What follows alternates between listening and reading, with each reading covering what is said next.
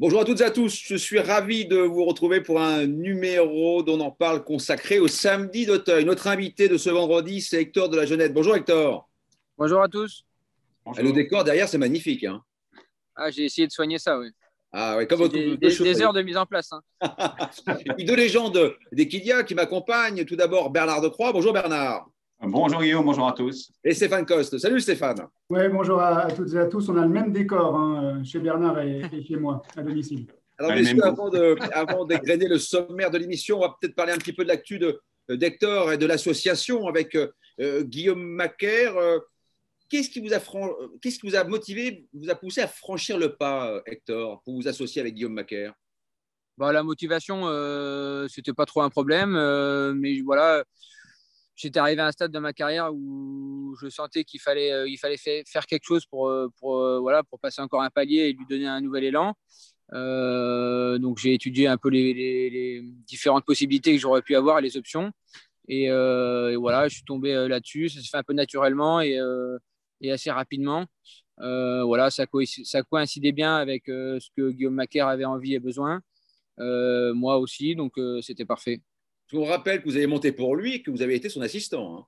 Exactement, oui, oui. Donc on avait déjà quelques années au compteur tous les deux, donc on avait pu apprendre à se connaître déjà un peu plus. Enfin, on se connaissait déjà bien et du coup, voilà, ça simplifiait beaucoup de choses.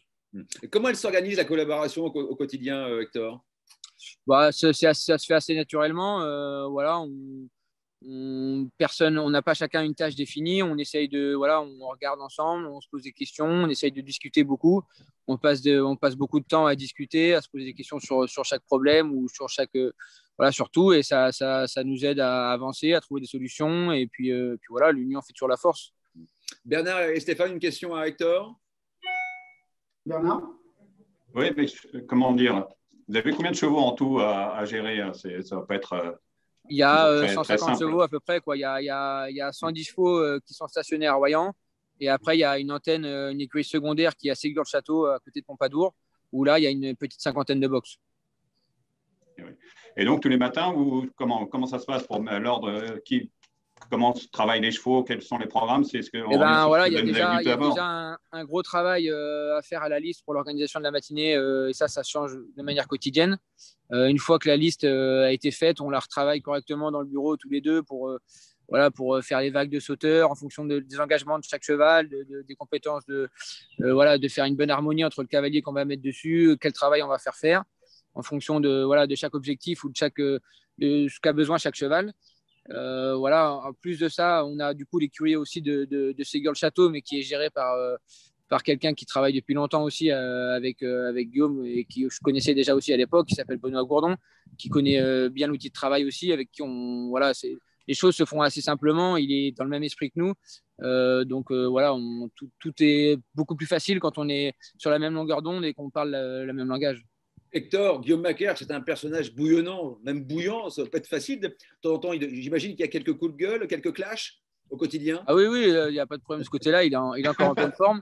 Mais bon, il est comme ça, je le connais. Et voilà, il est comme ça. C'est quelqu'un qui dit ce qu'il pense. Voilà, donc, mais bon, moi, ça ne me dérange pas plus que ça. Et ce n'était pas une surprise, quoi. Qu'est-ce qu'il vous a transmis depuis que vous formez ce binôme? Beaucoup de choses, parce que c'est quelqu'un déjà qui de nature en plus aime transmettre et en plus a les capacités d'expliquer et de décrire tout ce qu'il peut penser ou peut voir. Voilà, il est constamment dans l'explication, parce que lui est constamment en recherche aussi, et voilà, il a quand même 30 ans d'expérience, et ça c'est quelque chose qui coûte très cher aujourd'hui, parce que ça se remplace pas, et l'expérience, voilà, ça reste l'expérience. Donc c'est toujours très enrichissant d'être au quotidien avec lui et de bénéficier de tout ça, quoi. Est-ce que vous vous êtes fixé des objectifs? Non, pas forcément. L'objectif, c'est de gagner des courses. C'est que l'entreprise fonctionne et qu'elle tienne la route. Et voilà, et prendre soin de la clientèle un maximum, prendre soin de nos chevaux et gagner un maximum de courses, quoi. Messieurs, c'est bon pour l'actualité. Une question, Bernard ou Stéphane, avant de… Simplement, est-ce que l'horizon à long terme, très long terme, c'est de prendre la succession seule de Guillaume Macaire ou c'est pas du tout pour l'instant l'ordre du jour? Étant donné que j'ai quand même 30 ans de moins que lui, oui, je pense que je vais peut-être durer encore un peu plus longtemps que lui. Enfin, je pense pas qu'il a envie qu'il soit capable de faire ça encore pendant 30 ans et qu'il en ait l'envie. Moi, pour l'instant, c'est le cas. Donc, forcément, à un moment donné, il y a de fortes chances que je sois seul aux commandes, mais c'est pas quelque chose qui me fait peur du tout. Je suis pas non plus pressé que ça arrive. Voilà, ça me dérange pour l'instant pas du tout qu'on puisse travailler comme ça tous les deux. Ça se passe bien, donc voilà, pour l'instant, l'avenir il va s'écrire jour après jour, si je peux dire. Allez, messieurs, on entre dans le vif du sujet. C'est la haie d'honneur. On baptise souvent comme la consolante du Grand Cypre. On va bien sûr évoquer le 603, Feu Follet, qui a malheureusement éjecté son jockey au moyen Open Ditch. Que s'est-il passé, Hector? Bah oui, alors c'est vrai que ça a été assez dur. Enfin voilà, on a pris un petit coup de massue parce que le cheval était au top pour cette course. C'est un objectif. Des grands types, il n'y en a qu'un dans l'année. Donc voilà, c'est déjà pas facile d'arriver au top sur cette course. Et on reste toujours un peu sur notre fin quand on n'a pas pu passer la dernière et s'expliquer avec les autres. Mais voilà, c'est des courses d'obstacles. Le cheval s'est rapproché un peu près de l'Open Ditch après le High Ditch. C'est souvent un obstacle un petit peu piège pour les chevaux et voilà, il a éjecté son jockey un peu bêtement, mais malheureusement c'est la loi des courses d'obstacles. Bernard, Stéphane? Oui, c'est le seul cheval, Bernard, qui était au départ du Grand Steeple. La question qu'on peut se poser, c'est comment est-ce qu'il a récupéré? On peut imaginer que tout va très bien puisque vous le présentez au départ de l'Esprit des Dragues. Bah oui, parce que de ce fait, dans notre malheur, le cheval n'a pas pris une course dure parce que ça s'est arrêté plus tôt que prévu. Il est rentré parfaitement de sa course. Voilà, là, il est à son poids. Le cheval est resté très bien le matin. Il a un moral d'acier parce qu'il commence à avoir un peu d'expérience et c'est un vrai guerrier. Et voilà, là, on pouvait difficilement ne pas courir parce que le cheval, le matin, en tout cas, est top, quoi. Bernard? Oui, il a éjecté son jockey. Bon, c'était en fin de parcours tout de même, mais le plus dur restait à faire. Il n'a pas fait le plus dur de la course, effectivement. Ouais, voilà. Bon, jusque-là, en plus, bon, Baptiste Leclerc disait qu'il n'avait rien demandé et qu'il suivait très facilement. Donc, le cheval n'a pas eu à puiser dans ses ressources encore à ce moment-là. Voilà. Le plus dur, c'est les 800 000 derniers mètres où là, voilà, c'est là où pour l'organisme du cheval, ça se couvre franchement. Donc là, il n'y a pas eu de séquelles au niveau de l'organisme, a priori, après cette course-là. Bernard, on va commencer par Bernard Decroix. Honneur aux plus âgés, aux plus expérimentés. Votre coup sûr et votre coup de poker. Mon coup de poker dans la Réunion. Coup sûr et coup de poker du Prix des Dragues. Du Prix des Dragues, le coup sûr, je ne vais pas aller par 36 chemins. Feu Follet, le numéro 3, c'est évidemment la toute première chance de la course, je n'ai rien inventé.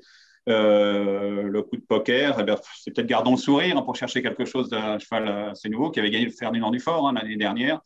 Voilà, qui monte peu à peu, qui revient peu à peu, il me semble, à son bon niveau. Voilà, c'est ce que je tenterai en coup de poker. Stéphane? Écoutez, j'ai absolument les mêmes que Bernard, parce qu'en plus, Gardons le sourire, il a été gardé pour ça. C'est quand même un atout, à mon avis. Il va avoir l'avantage du bon terrain. Et quand on voit le temps qu'il fait actuellement en région parisienne… Et ce sera en fin d'après-midi. Comment? Et ce sera en fin d'après-midi, en plus. Ce sera en fin d'après-midi et tout. Il a la jeunesse pour lui. Je crois que ça va être un pari amusant. Alors, pas forcément pour gagner, parce que si ça se passe bien en obstacle, il faut que ça se passe bien, on le sait. Mais Feu Follet sera très, très dur à battre. Mais je pense que Gardons le sourire peut très bien courir. Rappelons qu'il avait remporté le prix Ferdinand Dufort l'an dernier sur l'hippodrome de Compiègne. Hector, c'est votre principal adversaire? Peut-être. C'est sûr qu'il aura son terrain. Il a été gardé pour cette course-là. Maintenant, je suis resté un petit peu sur ma faim de ces dernières courses. Donc, j'attends un peu de voir comment il va se comporter samedi, mais voilà, un cheval comme Polygrandcamp aussi, il est quand même, il a beaucoup de métiers, il est très dur. C'est un cheval qu'il faut peut-être se méfier aussi. Voilà, même s'ils sont pas trop nombreux, il faut quand même faire attention. Ça reste une course d'obstacles, mais voilà, Gardons le sourire. Il a vraiment pour lui le terrain, ça c'est sûr. Mais voilà, je suis resté un peu sur ma faim personnellement sur ces dernières performances. Allez, deuxième séquence dont on en parle, le juge de paix.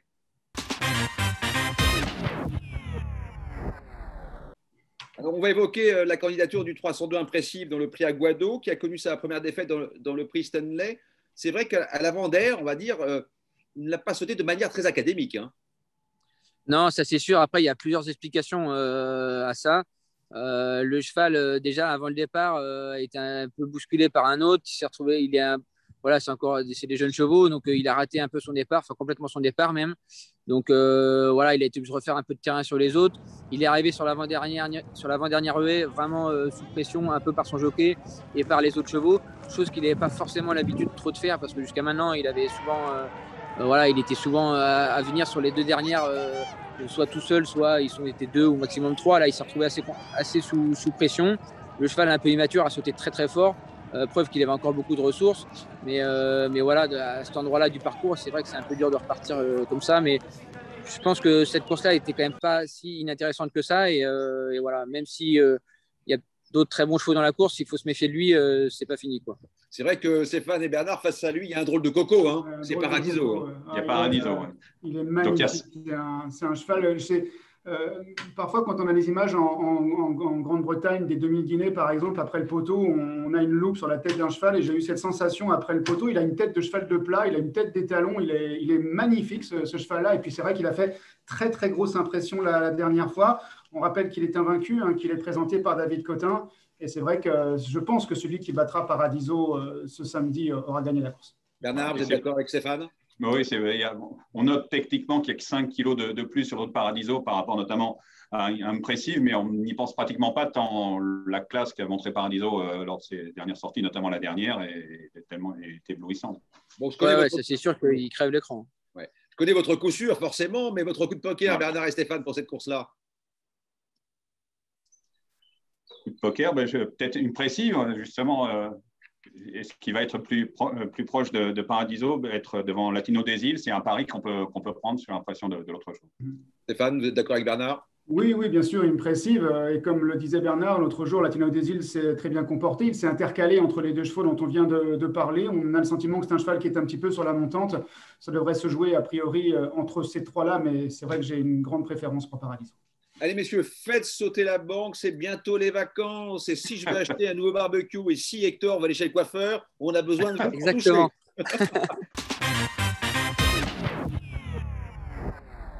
Allez, je laisse la main, Bernard et Stéphane.